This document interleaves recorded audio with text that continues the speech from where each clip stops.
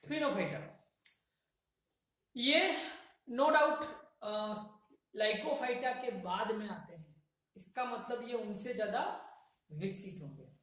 तो कुछ फॉसिल ऐसे मिले हैं जैसे कैलामाइट्स वगैरह मेंबर थे इसके, जो विशाल वृक्ष थे, अभी जीवित नहीं है। कैलामाइटिस पहले हुआ करते थे।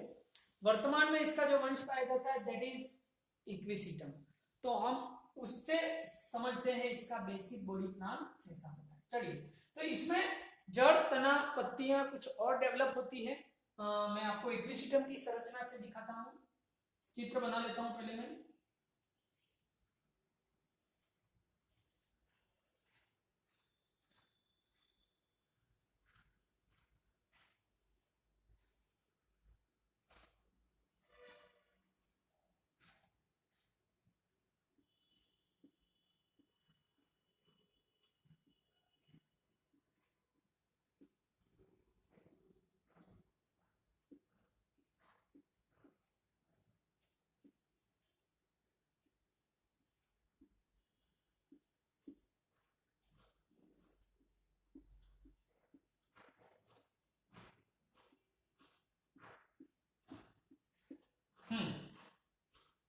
ये इक्विसिटम का एक बेसिक स्ट्रक्चर है प्लांट बॉडी का।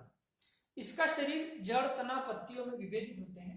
तने की खास बात देखिए, ये तना है, आप इसमें देख रहे हो, ये अल्टरनेटिवली किसमें बटा होता है? पर्व एवं पर्व संधियों में बटा होता है ना। इसको कहते हैं, आपने पर्व और पर्व संधियां पढ़ी होंगी। पर्व क्या होता है? जहां पर शाखा या ब्रांच निकलती है, और ये पर्व संधि है ना। पर्व को इंग्लिश में क्या कहते हैं? इंटरनोड।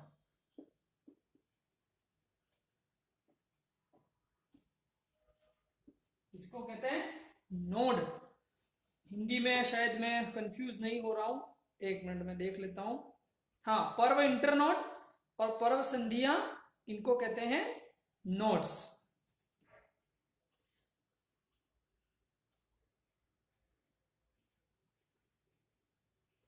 हाँ, चलिए, तो एक मिनट, मैंने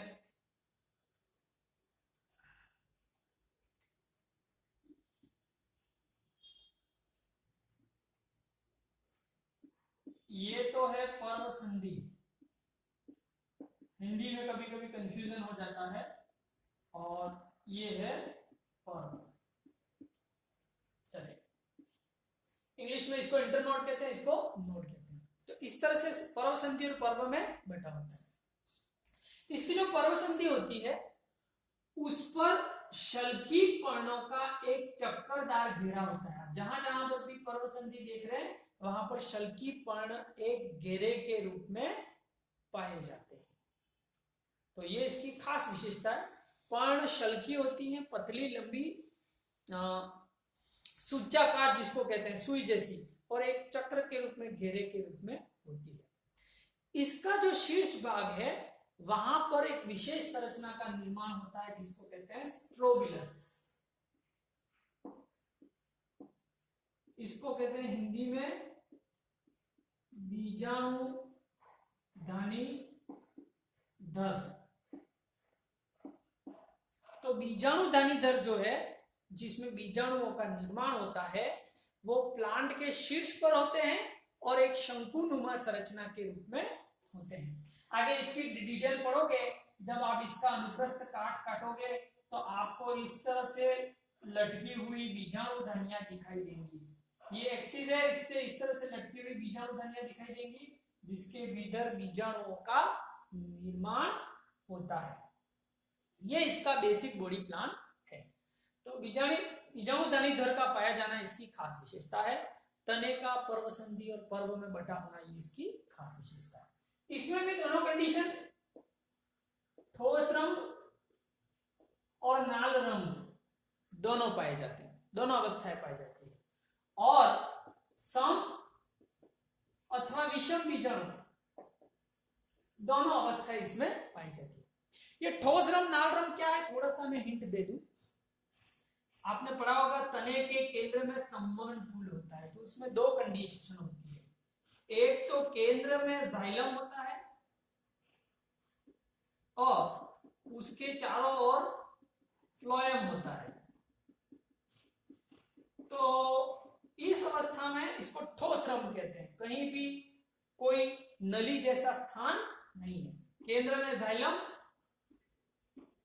और बाहर फ्लोएम, इसको कहते हैं ठोस रम। जबकि नाल रंग में क्या होता है कि जाइलम जो होता है उसके केंद्र में एक गुहा पाई जाती है। आप देख सकते हैं ये जाइलम, उसके केंद्र में ये गैप और बाहर की तरफ फ्लोएम। मान लो हम इसको फ्लोएम से इंडिकेट करें, ये जाइलम है, तो आप देख सकते हैं कि जाइलम के केंद्र में गुहा बन गई है। इसको कहते हैं नाल रंग, साइफोनोस्टील इंग्लिश में कहते हैं।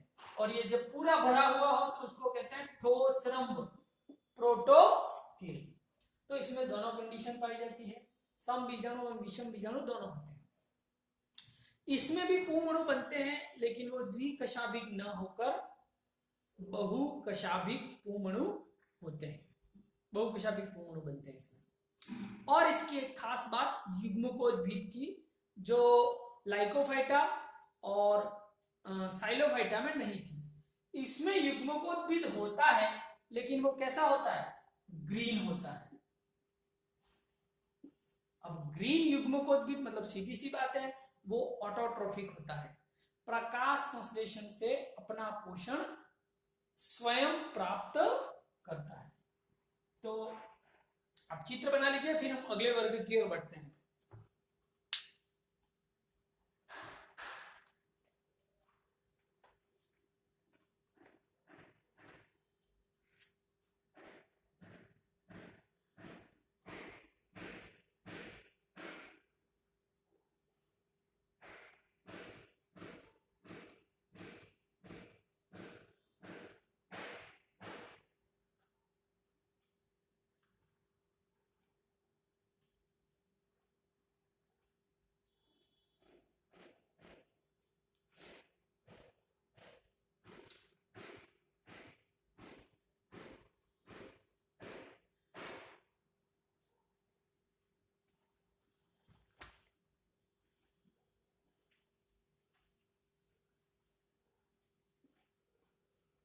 चलिए अब हम अंतिम वर्ग लेकर चलते हैं, जो टेरिडोफाइटा का सबसे बड़ा समूह है, दैट इज टेरोफाइटा।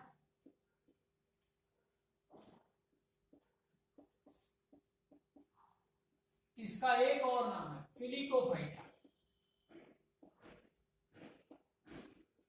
और इसको सामान्य भाषा में फर्न भी कहते हैं। तो ये सबसे विकसित समूह है टेरिडोफाइटा का, जो जिसमें पौधे शाकीय न होकर बड़े झाड़ीनुमा होते हैं। और इनमें जो है पत्तियां कैसी होती है, बड़ी होती है, गुरुपर्णी होती है। मतलब आप इसमें इस तरह से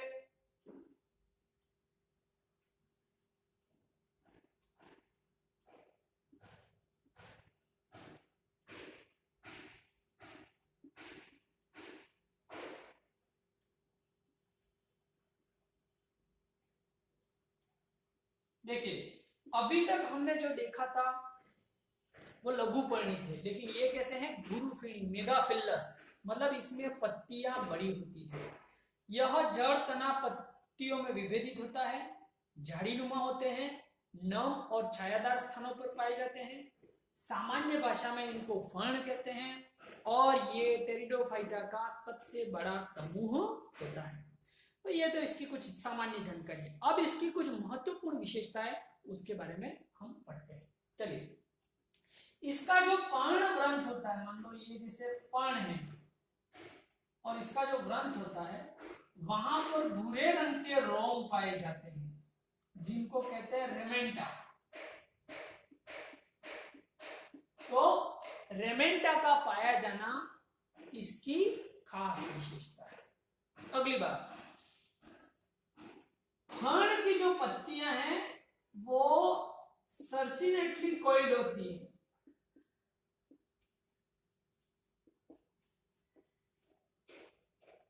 मतलब पत्तियां जब विकसित होती है तो ये मुड़ी हुई होती है और धीरे धीरे धीरे धीरे इस तरह से खुलती है।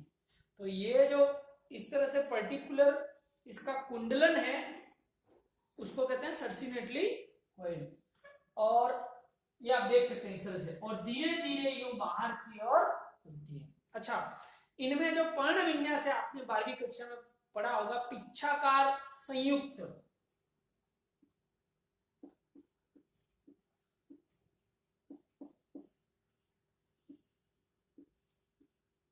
इस प्रकार का पर्ण विन्यास होता है जिसको पिन्नेटली कंपाउंड लीफ कहते हैं। तो रेमेंटा का पायजना ये इस तरह का जो इसका सर्पिलाकार पत्तियों का कुंडलन है और पिच्छाकार संयुक्त पर्ण विन्यास है, ये इसकी खास विशेषता है। इसके कुछ प्लांट ऐसे हैं जैसे एंजियोप्टेरिस, वो ट्री के रूप में भी होते हैं, कुछ बड़े भी हैं, है ना, कुछ जलीय भी हैं, और ज्यादातर तो ये झाड़ीनुमा होते हैं।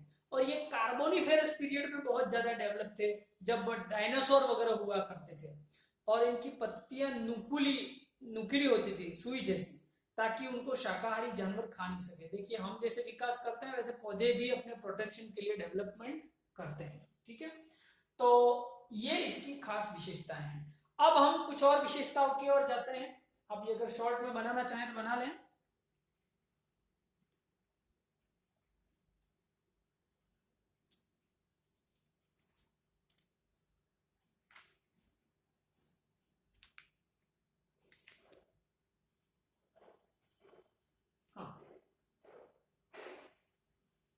खास बात, अब बीजाणुधनियों की स्थिति, तो इनमें जो पत्तियां होती हैं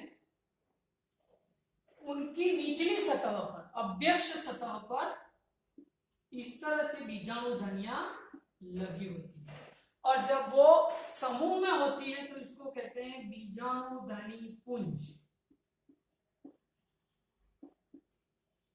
जिसको इंग्लिश में क्या कहा था हमने, सोराई, हमने पढ़ा था फिलिकेली स्कूल की विशेषता है।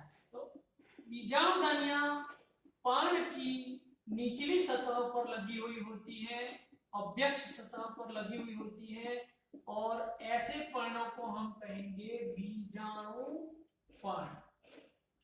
तो ये सभी पर्णों की प्रमुख विशेषता है।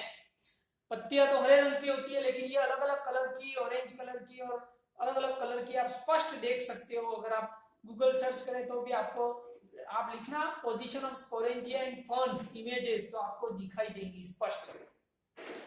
तो बीजाणुधनियां पत्तियों की अभ्यक्ष सतह पर विकसित होती है। ये भी समबीजाणु हो सकते हैं अथवा विषम बीजाणु भी हो सकते हैं। एक और चीज जिस पर मैं आपका ध्यान चाहूंगा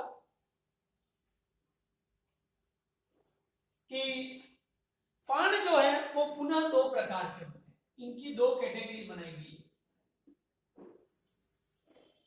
एक तो होते हैं यूस्पोरेंजिएट,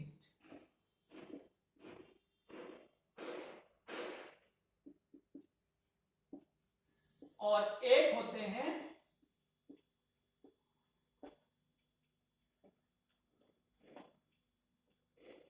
लेप्टोस्पोरेंजिएट। तो ये क्या चीज है, हमने पढ़ा था। यूस्पोरेंजिएट फर्न वो होते हैं जिसमें बीजाणुधनी का विकास एक से अधिक कोशिकाओं के समूह के द्वारा होता है, और लेप्टोस्पोरेंजिएट वो होते हैं जिसमें बीजाणुधनी का विकास केवल एक आद्य कोशिका, एक प्रिमोर्डियल सेल से होता है। इसमें जो बीजाणुधनी बनती है वो कैसी होती है, एक परतीय होती है इस तरह से, जबकि इसमें जो बीजाणुधनी बनती है उसमें कोशिकाओं की एक से अधिक परत बनते हैं, और इनमें बीजाणुओं की संख्या भी अलग अलग होती है। तो हम कोई एक लेप्टोस्पोरेंजिएट फर्न भी पढ़ेंगे, कोई एक यूस्पोरेंजिएट फर्न भी पढ़ेंगे। तो फर्न जो है वो टेरिडोफाइटा का सबसे वृहद ग्रुप है, एग्जाम्पल सबके में इम्पोर्टेंट है, कुछ एक के अलग स्पेसिफिक नाम भी हैं जो परीक्षा में पूछे जाते हैं, वो सब लिखवाऊंगा। जैसे हमने टेरिडोफाइटा के लक्षण पढ़े, फिर हमने पढ़ा कि उसमें से छोटे प्रश्न कौन से बन सकते हैं। तो अभी हमने टेरिडोफाइटा के समूह पढ़े, अब उसमें इंपॉर्टेंट क्या हो सकता है छोटे क्वेश्चन में, वो हम सब बाद में पढ़ेंगे। तो बहुत सारे फंड हैं, एडिएंटम वगैरह और एंजियोप्टेरिस और बड़े बड़े फंड भी आते हैं, इनकी चर्चा करेंगे, जो इम्पोर्टेंट है उनकी भी चर्चा हम करेंगे। तो आप कंटिन्यू रहिए, हम अगले सेशन में टेरिडोफाइटा का जो रंभ तंत्र स्टीलर सिस्टम उसको पढ़ेंगे।